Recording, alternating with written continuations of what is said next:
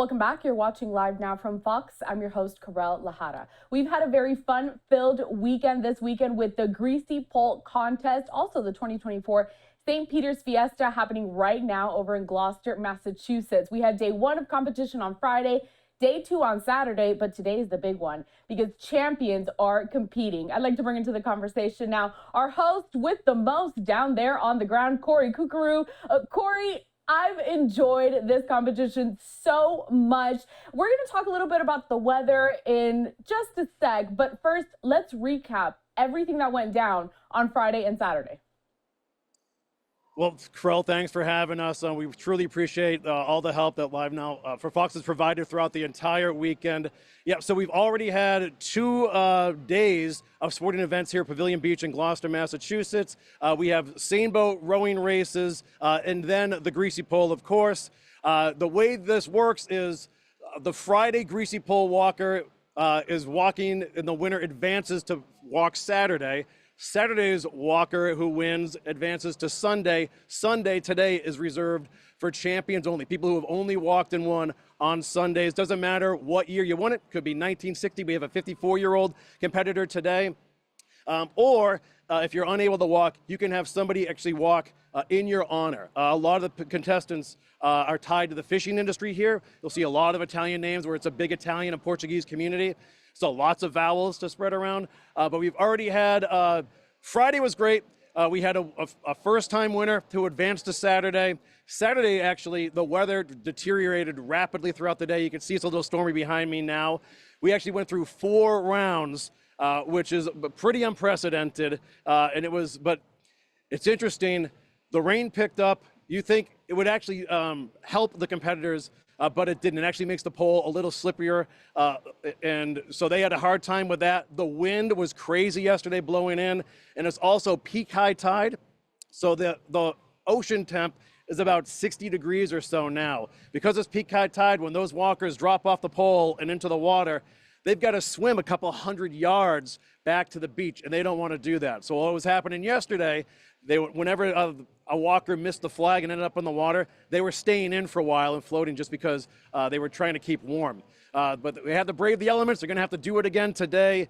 All the champs have been walking around parading in their costumes throughout the city. They'll head out on a pontoon boat shortly onto that 12x12 platform behind me, and then away we go. There's about 42 walkers today. There's a courtesy round to begin, so everyone gets to try to get the flag once, but you just can't touch the flag. After that happens, the first man to grab the flag wins. Actually, there's a female competitor today, too.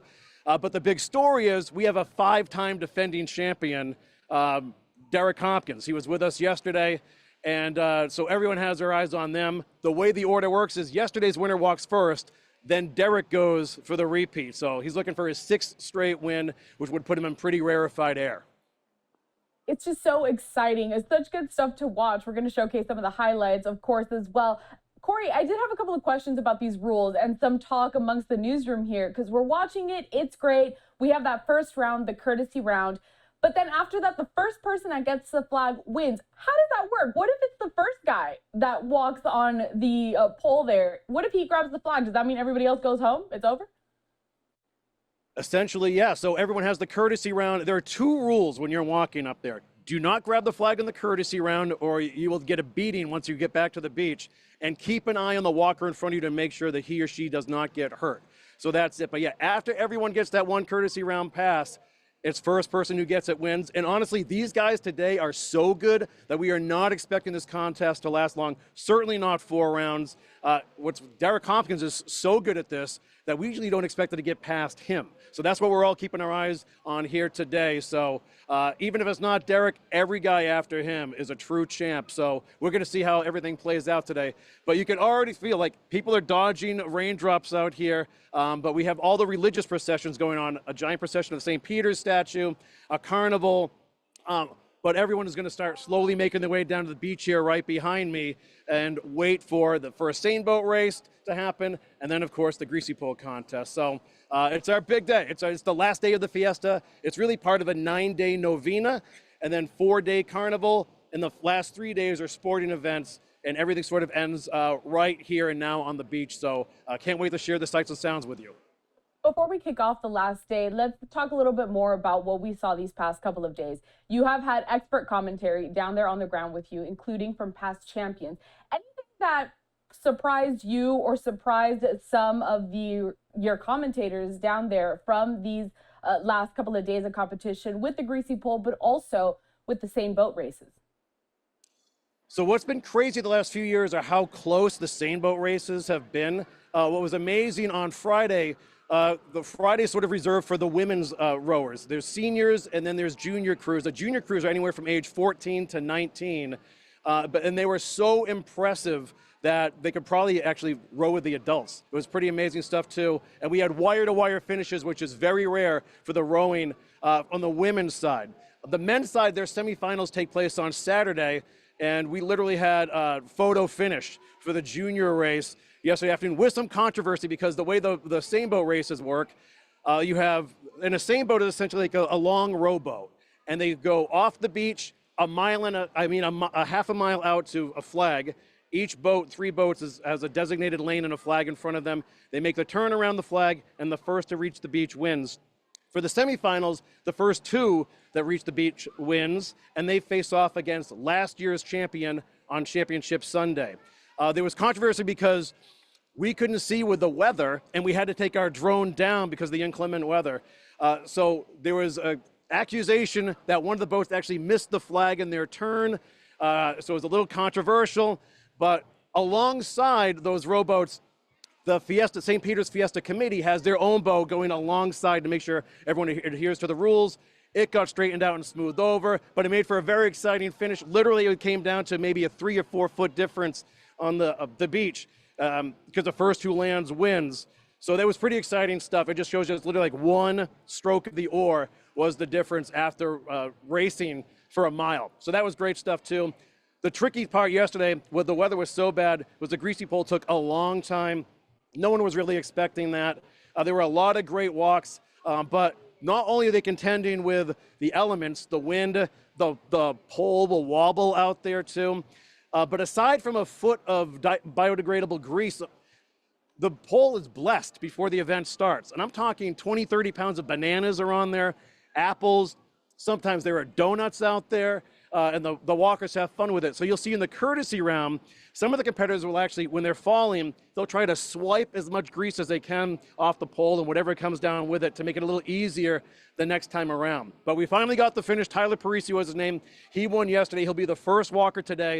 And then, like I said earlier, 5-time defending champ Derek Hopkins follows him. We'll be surprised if it gets past those 2 guys in the second round.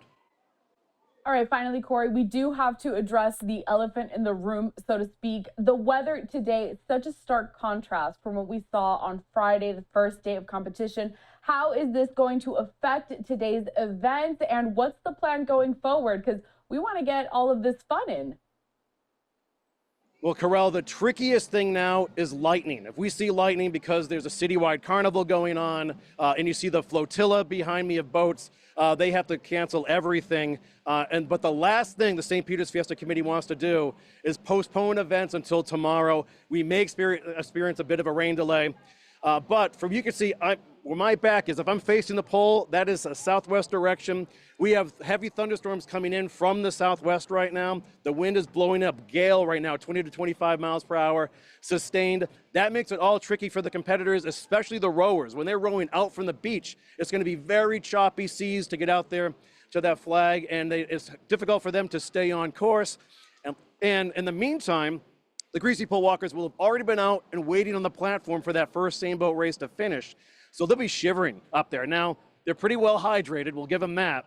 But to stand on that platform, especially after their first courtesy round when they get in the water, they're going to be up there freezing. They're going to want this to end as soon as possible. And luckily today we have just the guys to do it. So hopefully St. Peter's looking down on us and he'll make the skies break up a little and we get today's events in. And if we can, of course, we'll keep everyone at LiveNOW from Fox posted. But this is going to be an amazing day. We're really looking forward to it.